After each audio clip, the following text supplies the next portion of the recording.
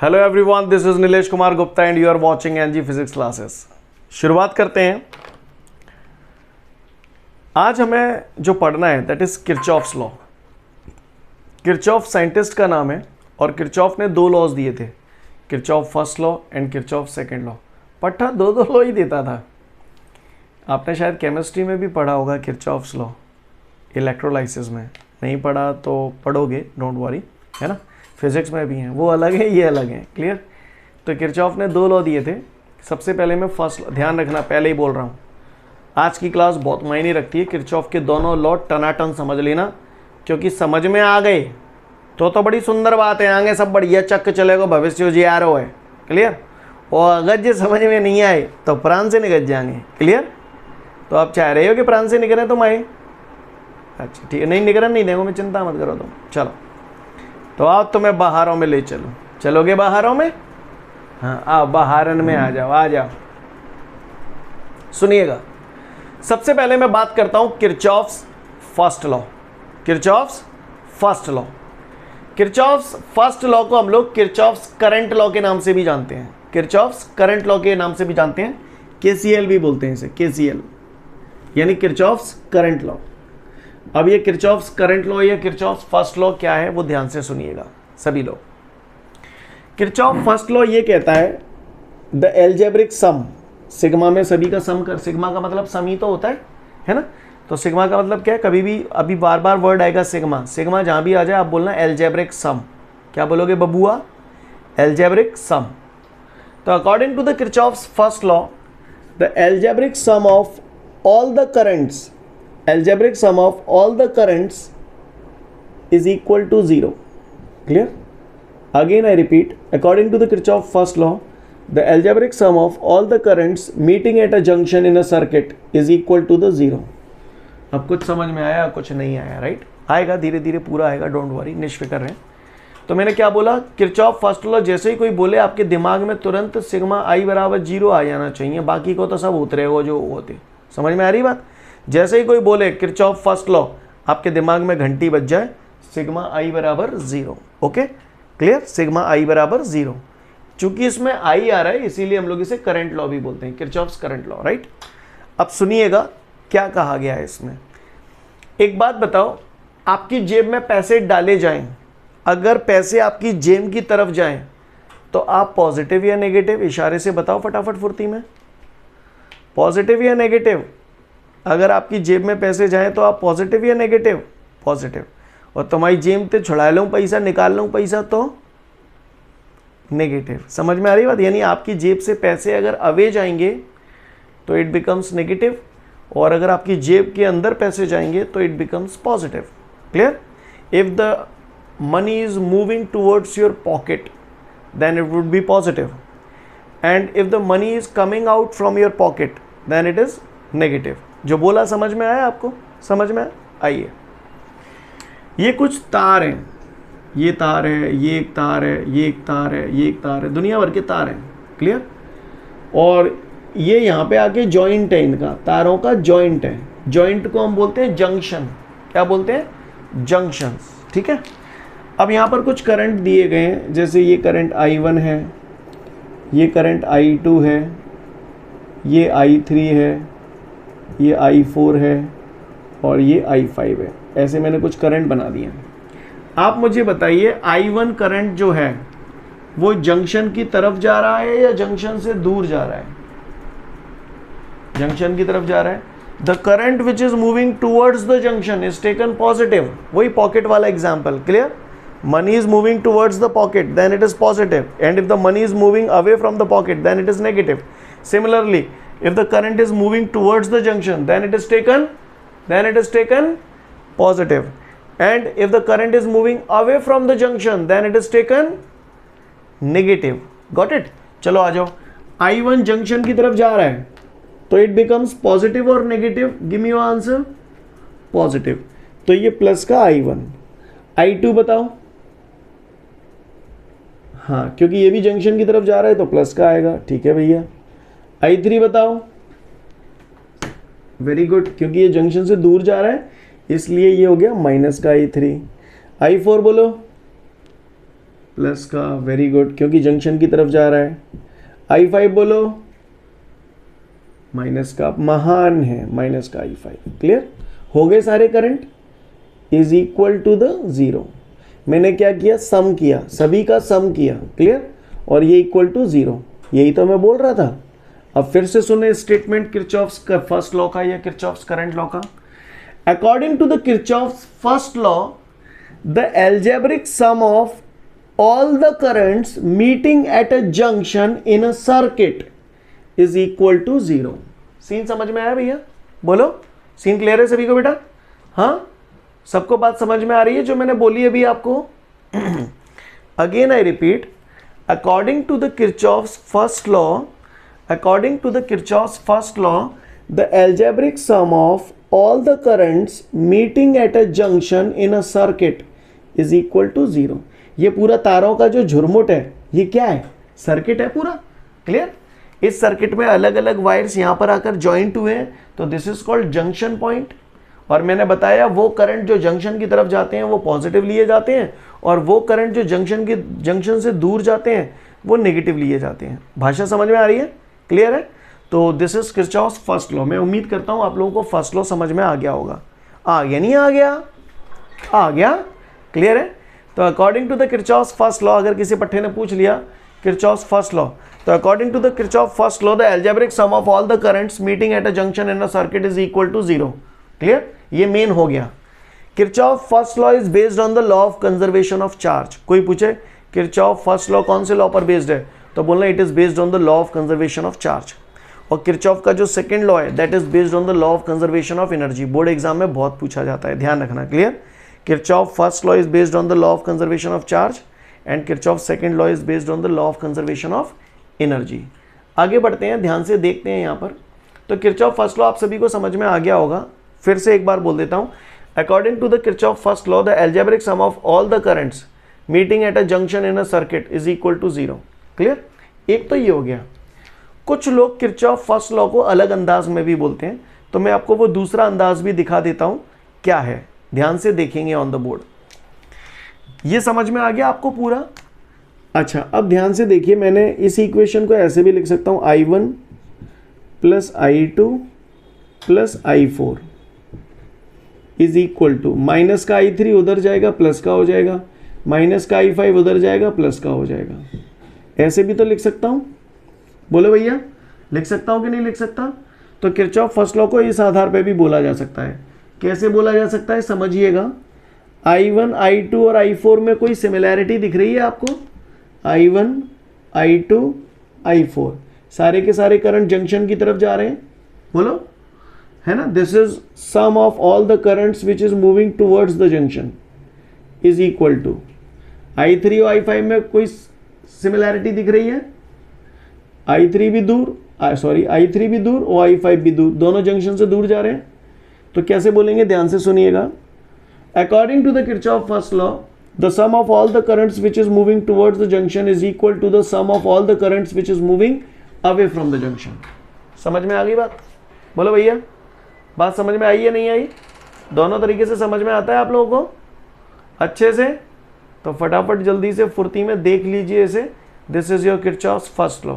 1 से 2 मिनट का समय दे रहा हूं, ठीक है? अच्छे से पढ़ लेना, पूछूंगा।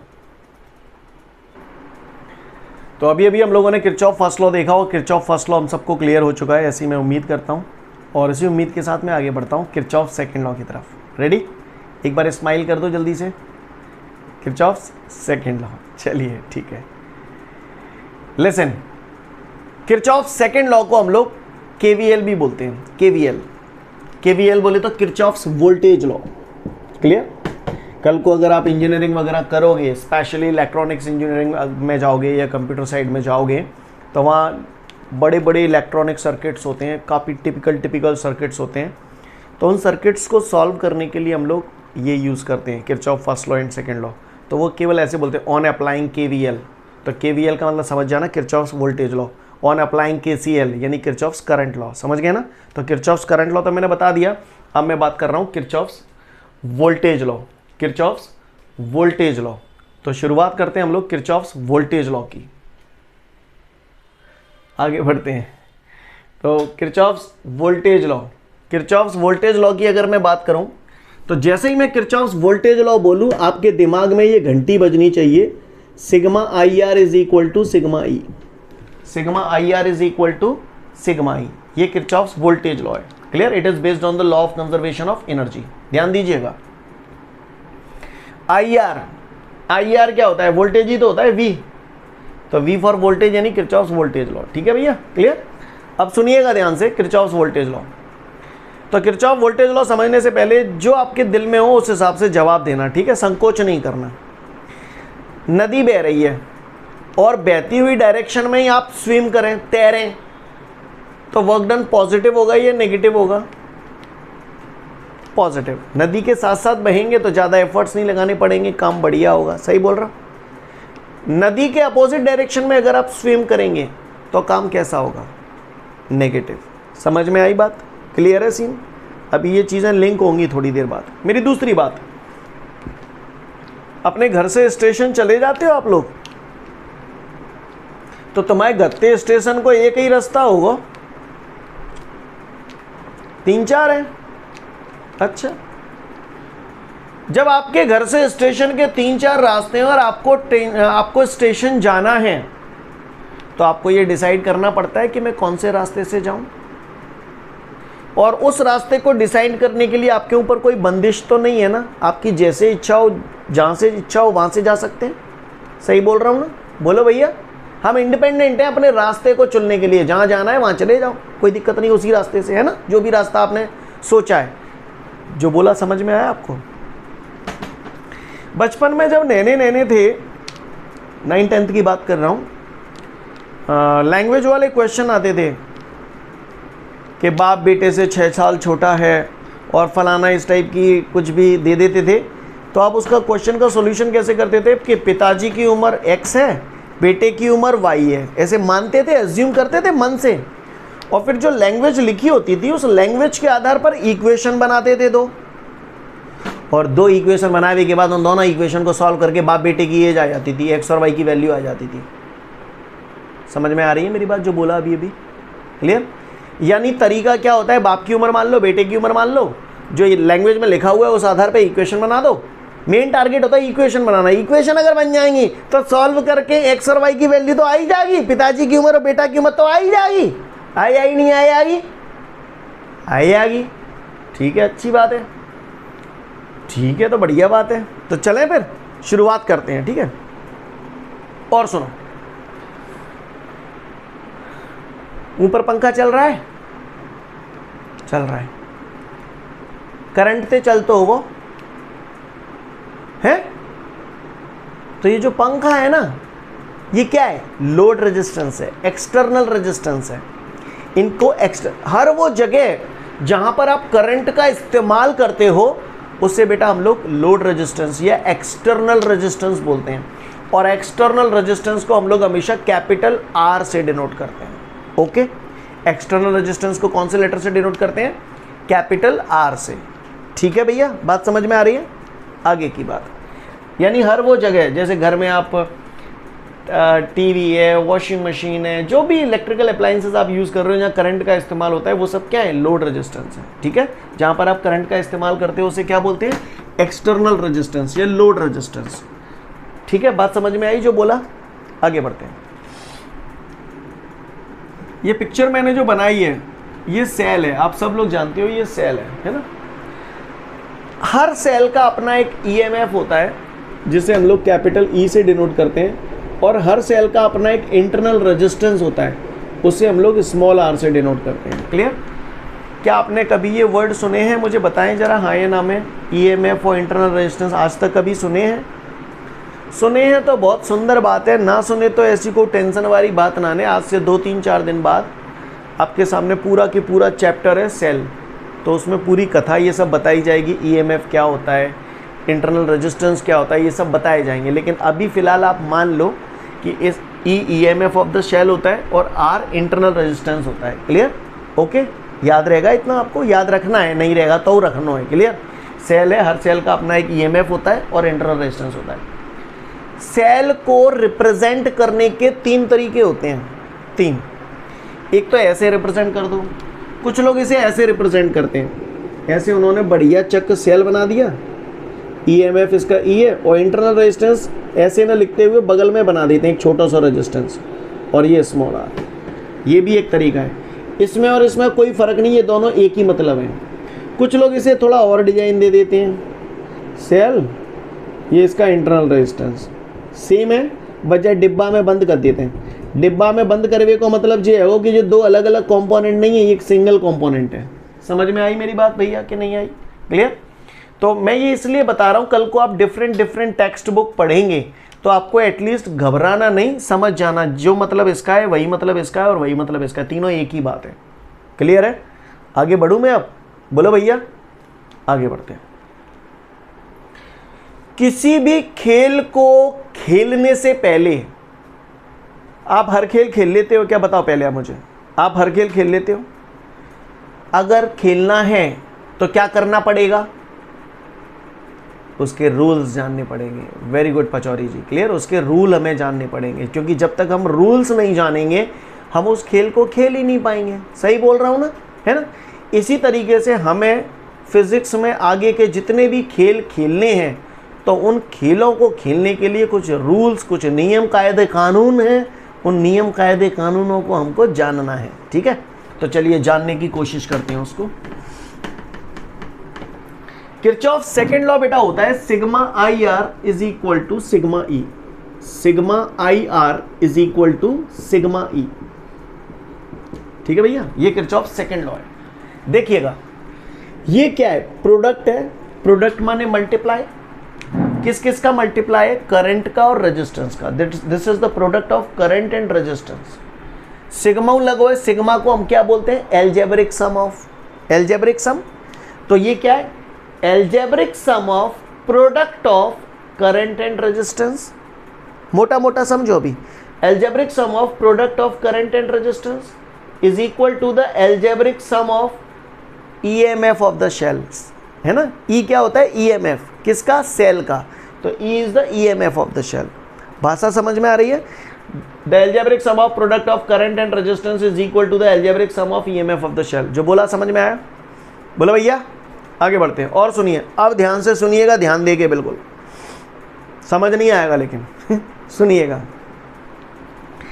सबसे पहले ईएमएफ, ये क्या होगा जब आप अप्लाई करोगे ना ये रूल, तो साला ये ईएमएफ कभी पॉजिटिव हो जाएगा कभी नेगेटिव हो जाएगा, तो हमको समझ नहीं आता एकदम कहां कैसा हो जाता है। तो रूल समझ लो, अगर किसी सेल में आप पॉजिटिव टर्मिनल से नेगेटिव टर्मिनल की तरफ गए, जैसे मैंने ये बना दिया, अगर आप ऐसे मूव कर रहे हो तो जिम वो मालूम है, ये पॉजिटिव है ये नेगेटिव है। अगर आप ऐसे मूव कर रहे हो तो पॉजिटिव से नेगेटिव की तरफ जा रहे हो तो ईएमएफ हमेशा नेगेटिव लिया जाएगा। क्लियर? जिस पे पहुंचते हैं वो वाला लेते हैं। अगर ऐसे गया तो नेगेटिव लूंगा, क्योंकि पॉजिटिव से नेगेटिव की तरफ जा रहा हूं तो नेगेटिव की तरफ पहुंच रहा हूं तो नेगेटिव लूंगा। और अगर इसमें ऐसे जाने की बजाय मैं ऐसे गया तो नेगेटिव से पॉजिटिव जा रहा हूं तो ईएमएफ पॉजिटिव लूंगा। क्लियर? यानी सेल में अगर मैं नेगेटिव टर्मिनल से पॉजिटिव टर्मिनल की तरफ जा रहा हूं तो ईएमएफ कैसा लूंगा? इशारे से बताओ जल्दी से, पॉजिटिव। और अगर मैं पॉजिटिव टर्मिनल से नेगेटिव टर्मिनल की तरफ जाऊंगा तो ईएमएफ कैसा लूंगा? नेगेटिव। समझ में आ गया? ये ईएमएफ का खेल हो गया, ये यूज होगा, अभी ध्यान रखना। ठीक है, ऐसे याद रखो, जहां पे पहुंचते हैं वो वाला लेते हैं। पॉजिटिव से नेगेटिव गए तो नेगेटिव, नेगेटिव टू पॉजिटिव गए तो पॉजिटिव। ठीक है, अब बात आती है आई आर।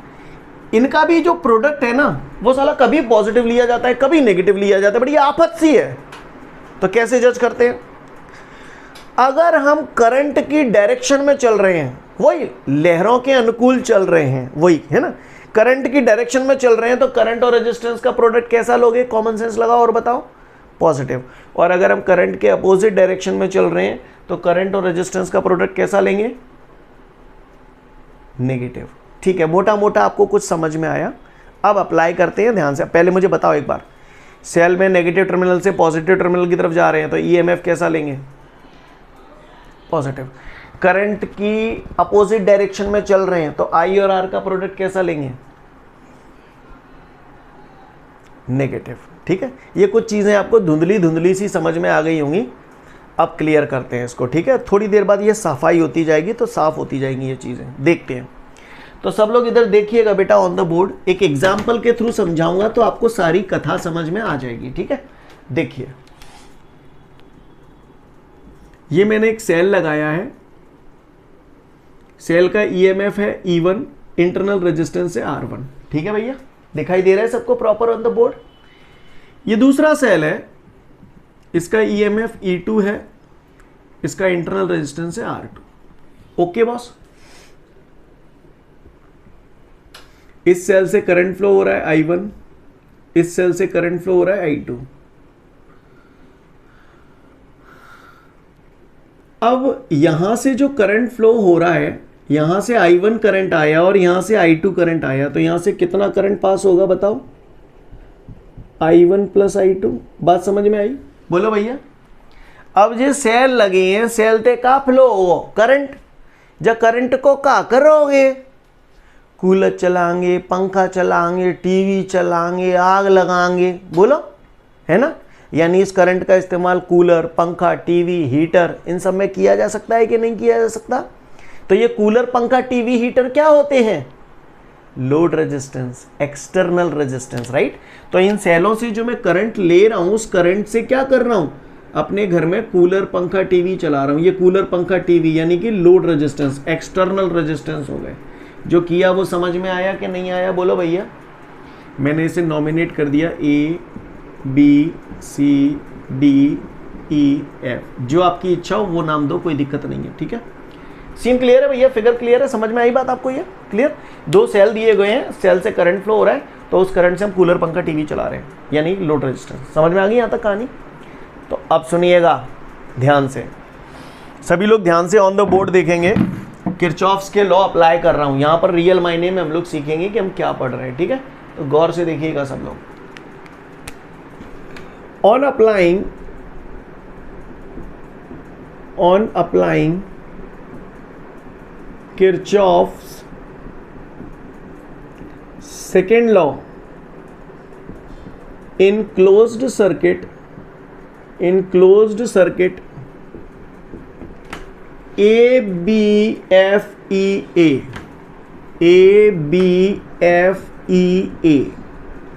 क्लियर?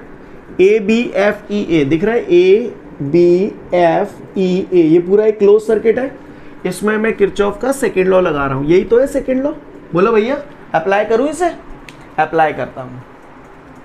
सुनिएगा, इसे मैं अप्लाई कर रहा हूं तो सबसे पहले मुझे ये डिसाइड करना है कि इस ध्यान रखो, पहली बात किरचॉफ का सेकेंड लॉ जो लगता है हर सर्किट में नहीं लगता, केवल क्लोज्ड सर्किट में लगेगा।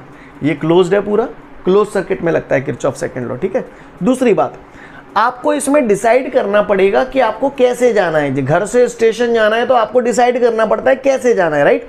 सिमिलरली आपको यहाँ पर इस सर्किट में ये खुद डिसाइड करना पड़ेगा कि आपको क्लॉकवाइज चलना है या एंटी क्लॉकवाइज चलना है। समझ में आ रही है बात? अगर आप इस सर्किट में ऐसे घूमना चाहें, यानी ऐसे घूमना चाहें तो ऐसे भी जा सकते हैं, और अगर हम मान के चलिए आप इस सर्किट में ऐसे घूमना चाहें तो आप ऐसे भी घूम सकते हैं। जैसे आपकी इच्छा हो आप वैसे घूम सकते हैं। तो फिलहाल मैंने मान लिया कि मैं इस सर्किट में ये एरो बनाए एंटी क्लॉकवाइज, इसका मतलब मैं ऐसे घूमूंगा, ऐसा मैंने डिसाइड किया। ये मान लो ऐसे घूम रहे, नदी जाए डायरेक्शन में बह रही है ऐसे। समझ में आई मेरी बात? सीन क्लियर है? ये मानना पड़ता है पहले किरचॉफ सेकंड लॉ लगाने से पहले, ठीक है। आ जाओ तो फिर IR, तो I है I1 और R है R1, I1 R1 हो गया भैया, I1 R1। अब I1 नदी की डायरेक्शन, नदी भी ऐसे ही, ये नदी की डायरेक्शन, नदी ऐसे बह रही है और करंट भी ऐसे ही बह रहा है, तो I1 R1 कैसा लूं? पॉजिटिव लूं या नेगेटिव लूं? शाबाश, पॉजिटिव। तो क्या पॉजिटिव लगाने की जरूरत है? अंडरस्टूड होता है या तो पॉजिटिव, ठीक है। हो गया I1 R1। अब आ जाओ, नदी बह रही है न्यो में, न्यो बहत बॉडी।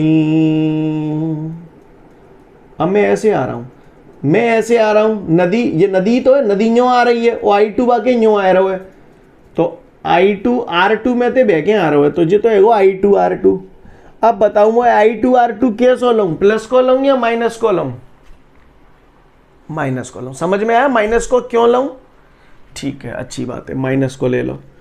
और बताओ, ये IR भी हो गया, ये IR भी हो गया, और कोई सर्किट में बचा है IR? इसमें नहीं बचा, यानी सिग्मा IR का रोल खत्म। बराबर, तो बराबर। अब सिग्मा E, सिग्मा ई की बात करूं तो ईएमएफ ऑफ द शेल। तो आ जाओ भैया, नदी न्यों बह रही है तो अपन टी ऐसे जा रहा हूं, तो नेगेटिव से पॉजिटिव की तरफ जा रहा हूं, तो E1 कैसा लूं, पॉजिटिव लूं या नेगेटिव लूं, पॉजिटिव लूं। तो ये मैंने पॉजिटिव ले लिया, ठीक है। अब नदी बह के आई टी, अब बताओ E2 कैसे लूं, नेगेटिव। नोट्स देख देख के बोल रहे हो ना आराम से, पक्का? तो अच्छी बात है, समझ में आ गई। ये हो गई इक्वेशन नंबर 1। समझ में आया किस आधार पे बनाई, क्योंकि दोनों ईएमएफ हो गए, ये भी ईएमएफ हो गया, ये भी, और तो को उतना नहीं जा सर्किट में ई, तो काम खत्म। सीन समझ में आया आपको? तो फिर से अप्लाई करते हैं एक बार और, वंस मोर। चलो आ जाओ दोबारा से। अब आप करना है on applying Kirchhoff second law in closed circuit EFDCE, इधर लिख देता हूं, इन क्लोज्ड सर्किट EFDCE। ठीक है भैया, अप्लाई करें अप्लाई। चलो आ जाओ, करो अप्पा। इसमें न्यो चल रहे हैं एंटी क्लॉकवाइज, तो जब में न्यो ही चलेंगे। ये नहीं हो सकता कि जा में न्यो चलो, जा में न्यो चलो, ऐसा नहीं, समझ गए ना। पहले सर्किट में जिस तरफ चले हो तो दूसरे में भी उसी तरफ चलोगे। आ जाओ भैया, लगाओ IR I2 जे R2 न्यो जा रहे हो, ओपन हुए ऐसे ही चल रहे हैं, प्लस को लो माइनस को लो, I2 R2 प्लस को है वो, ठीक है। चलन दो अब, I है I1 प्लस I2 और R है R, तो I1 प्लस I2 हो गया करंट, रेजिस्टेंस हो गया R। बताओ ये IR कैसे लो, प्लस को लो माइनस को लो? खुशी जादौन, माइनस का क्यों लूं? नदी बह रही है ऐसे, तो आप ये देखिए ऐसे बहता हुआ आ रहा हूं, तो ये करंट भी तो इसी नदी की डायरेक्शन में ही तो बह रहा है। समझ में आई या नहीं आई? आ गई। तो प्लस लगाऊं या माइनस लगाऊं यहां पर? प्लस, ठीक है ठीक है। और तो कोई IR बचा नहीं है सर्किट में, हो गए सारे IR बराबर। अब चाहिए सिग्मा ई, आप ही बताओ सिग्मा ई, मैं नहीं बताऊंगा। चलो, ऐसे बह रहा है, ऐसे बह रहा है, टी E2 कैसे लो, पॉजिटिव, शाबाश। और कोई EMF है क्या इस सर्किट में? नहीं है। तो ये हो गया इक्वेशन नंबर 2। और 2 इक्वेशन बन गई, तो इन दोनों इक्वेशंस को सॉल्व करके हम लोग अननोन क्वांटिटीज की वैल्यू निकाल सकते हैं। समझ में आई मेरी बात कि नहीं आई? एक्चुअली मैंने जो आपको किरचॉफ सेकेंड लॉ पढ़ाया है, मैं बताऊं इसका यूज़ क्या है। कल जब आप इंजीनियरिंग वगैरह में जाएंगे तो बड़े बड़े टिपिकल सर्किट सॉल्व करेंगे, है ना। और जब टिपिकल सर्किट आप सॉल्व करेंगे तो वो ऐसे ही नहीं होंगे, आपको उन सर्किटों को देख के उनमें ये किरचॉफ सेकेंड लॉ अप्लाई करना पड़ेगा और ऐसे इक्वेशंस बनानी पड़ेंगी। यानी किरचॉफ सेकेंड लॉ का यूज़ इक्वेशंस बनाने के लिए किया जाता है। और जब इक्वेशन बन जाती हैं तो इन 2 इक्वेशंस को सॉल्व करके हम लोग अननोन क्वांटिटीज़ की वैल्यू फाइंड आउट कर सकते हैं। समझ में आ रही है बात?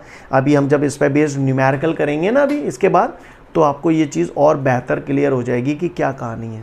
बात समझ में आ रही है कि नहीं आ रही है? सीन क्लियर है सभी को? हाँ क्लियर। तो किरचॉफ सेकेंड लॉ आपके भेजे में अटका। हाँ, by solving both of these equation we can find the value of unknown quantities. उम्मीद करता हूँ आप लोगों के भेजे में आ गई होगी ये बात। क्लियर। अब मैं इसके स्टेटमेंट पे आता हूँ। स्टेटमेंट पे आता हूँ तो ध्यान से सुनिएगा। स्टेटमेंट में बोल रहा हूँ, स्टेटमेंट एकदम से समझ में नहीं आता, लेकिन चूंकि अब आपको रूल समझ में आ गया है तो सुनिएगा और जवाब दीजिएगा धीरे धीरे। कुछ छोटे छोटे कड़ियों में पूछ रहा हूं आपसे। If we are moving in the direction of current, then the product of current and resistance is taken, हाँ, positive. And if we are moving in the opposite direction of current, then the product of current and resistance is taken negative. If we are moving from negative terminal of the battery to the positive terminal, then the EMF of the shell is taken positive and vice versa. समझ गए ना कुल मिला के बात ये है ना? कर लोगे ना इस टाइप से आप लोग? ठीक है। अब हम मेन स्टेटमेंट पे आते हैं किरचॉफ सेकेंड लॉ पे। अब समझ में आएगा, उस टाइम समझाता तो समझ नहीं आता, अब आएगा। लिसन, क्या पढ़ रहे हैं हम? Kirchhoff second law. ठीक है, वर्डिंग के मतलब समझ। इसका क्या मतलब है? एल्जेब्रिक सम, सिग्मा नहीं बोलो, एल्जेब्रिक सम। किसका? एल्जेब्रिक सम आई और आर का। आई और आर क्या है? Product, product of current and resistance, ठीक है। अब रुको रुको रुको रुको, product of current and resistance. अब आपने करंट और रेजिस्टेंस लिए, जैसे इस ब्रांच की बात करूं, ये डिफरेंट डिफरेंट पार्ट है इस सर्किट का, एक पार्ट ये रहा, एक पार्ट ये रहा, एक पार्ट ये रहा, अलग अलग सेक्शन है, अलग अलग पार्ट है। I1 करंट की बात करेंगे तो रेजिस्टेंस R1 ही लेंगे, R2 या R नहीं लेंगे, I1 R1 दिख रहा है। यानी लिसन, जैसे इस पार्ट की बात कर रहा हूं तो इस पार्ट में फ्लो होने वाला करंट I1 है और इसके करेस्पॉन्डिंग रेजिस्टेंसेस R1 है। इस सेक्शन में फ्लो होने वाला करंट I2 है और इसके करेस्पॉन्डिंग रेजिस्टेंस R2 है। इस सेक्शन में फ्लो होने वाला करंट I1 प्लस I2 है और उसके करेस्पॉन्डिंग रेजिस्टेंस R है। जो बात बोल रहा हूं समझ में आ रही है? ओके, तो listen everyone. According to the Kirchhoff second law, according to the Kirchhoff second law in a close circuit, इतना तो समझ में आ गया कि Kirchhoff second law close circuit में ही लगता है। तो according to the Kirchhoff second law in a closed circuit the algebraic sum of product of the algebraic sum of product of all the current which is flowing in the different part of the circuit and their corresponding resistances is equal to the algebraic sum of EMF of the shell। दोबारा repeat करता हूं, 2 से 3-4 बार बोलूंगा तब आपको भेजे में आएगा थोड़ा सा, ठीक है। फिर से बोलता हूं, according to the Kirchhoff second law in a close circuit the algebraic sum of product of all the currents, एक करंट नहीं है यहां, सारे ही करंट है ना, ऑल द करंट्स, कौन से current, which is flowing in the different part of the circuit, all the currents flowing in the different part of the circuit and their corresponding resistances is equal to the algebraic sum of EMF of the shell. उम्मीद करता हूं भेजे में अटक गया होगा, समझ में तो आ गया ना, याद करने में टाइम लगेगा आपका मैटर है, लेकिन समझ में आ गया आप सभी को। फिर से बोल रहा हूं 1-2 बार और ध्यान से सुन लो। According to the Kirchhoff second law in a close circuit the algebraic sum of product of all the currents flowing in the different part of the circuit and their corresponding resistances is equal to the algebraic sum of EMF of the shell। Clear? फिर से बोल रहा हूं दोबारा, finger रखता जाऊंगा, बोलूंगा नहीं, आप बोलना फिर मैं बोलूंगा, ठीक है। जिस पे फिंगर रखूं उतना बोलना, ठीक है, क्योंकि मुझे मालूम है आप कहां अटकोगे। चलो, according to the Kirchhoff's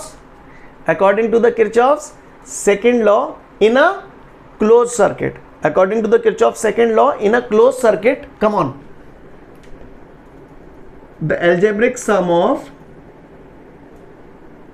product of all the currents which is flowing in the different part of the circuit and their corresponding resistances is equal to the algebraic sum of EMF of the shell। Clear? जहीं पे गड़बड़ा जाते हैं ना clear, different part of corresponding.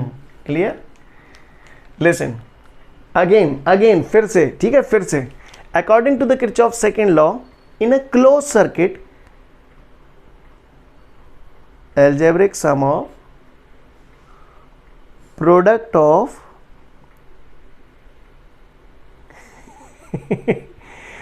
all the currents which is flowing in the different part of the circuit and their corresponding resistances is equal to the algebraic sum of EMF of the shell। Scene clear है?